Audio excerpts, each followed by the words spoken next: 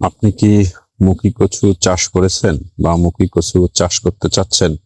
আপনি কি নতুন উদ্যোক্তা? আপনি কি জানেন না আসলে মুখী কচু কখন লাগাতে হয় আর মুখী কচুর ফলন বাড়ানোর জন্য কি বা করতে হয়?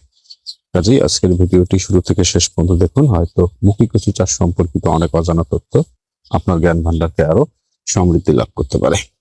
আসসালামু আলাইকুম। J&A এগ্রোর পক্ষ থেকে আপনাদের সকলকে জানাচ্ছি আন্তরিক অভিনন্দন এবং শুভেচ্ছা। যেটা দেখাচ্ছি সেটা আমার বাগানের একটা সাইটে আমি এখানে মুখী কচু চাষ করেছিলাম। এই মুখী কচু গাছগুলো পরিপক্ক হওয়ার কারণে এই গাছগুলো দেখেন কেটে দেওয়া। আপনাদের হয়তো মনে হতে পারে যে এই গাছগুলো হয়তো কেউ কেটে দিয়ে গেছে, কিন্তু আসলে না। এটা হচ্ছে আমি নিজেই এই গাছগুলো এভাবে কেটে কেটে দিয়েছি। তার কারণটা হচ্ছে এই মুখী কচুর নিচে থাকে, আলুর মতন হয়ে থাকে। যখন আপনি এই কাজটি করবেন তখন নিচের যে হলো আপনার যে কচুগুলো আছে, এই কচুগুলো উপরে পাতা টাতা না থাকার কারণে নিচে যথেষ্ট পরিমাণে তারা খাবার গ্রহণ করে আপনার কচুগুলো অনেক বড় সাইজ হতে সাহায্য করতে পারে। এইটা দুইভাবে করা যায়। একটা হচ্ছে যদি আপনি গাছগুলোকে এইভাবে কেটে দেন, অথবা গোড়ায় যদি আপনি পা দিয়ে পাড়া দিয়েও আর কি আপনি গাছগুলো ভেঙে দিতে পারেন।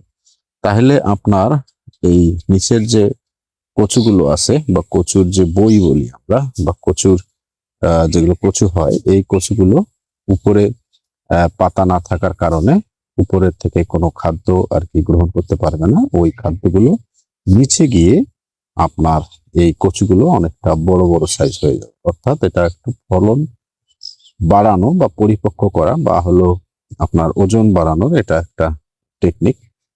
কচুগুলো তখন খেতেও ভালো লাগে এবং সাইজগুলো অনেক বেশি হয়ে থাকার কারণে সাধারণত এই কাজটা করলে সবচেয়ে উত্তম।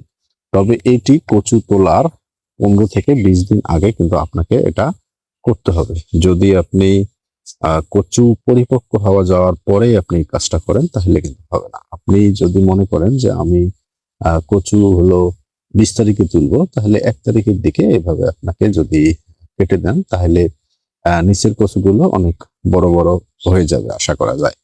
তা এটা আপনার হলো নিজে পরীক্ষামূলক কয়েকটি গাছে এভাবে করে প্রথম বছর হয়তো আপনি ট্রাই করে দেখতে পারেন। আমিও এবারে প্রথম, গতবারে এই কাজটি করি নাই, তাহলে এবারে আমাকে হলো এই কাজটি একটু করে জাস্ট একটু যেটা লোকমুখে শোনা সেটা একটু নিজে পরীক্ষা করার চেষ্টা করতেছিলাম যে আসলে এইভাবে করলে নিচের কচুর যে বইগুলো আছে সেগুলো ঠিক বড় বড় হয়ে যাবে কিনা।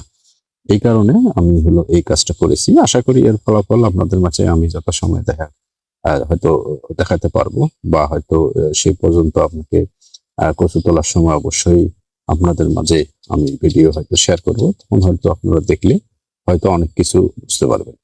তো ঠিক আছে, আজকে এই তথ্যমূলক ভিডিওটি যদি আপনার ভালো লেগে থাকে তাহলে লাইক কমেন্ট শেয়ার করে সকলকে দেখার সুযোগ করে দেবেন। আজকে এ পর্যন্তই, দেখা হবে অন্য কোনো ভিডিওতে। সে পর্যন্ত ভালো থাকবেন। আসসালামু আলাইকুম।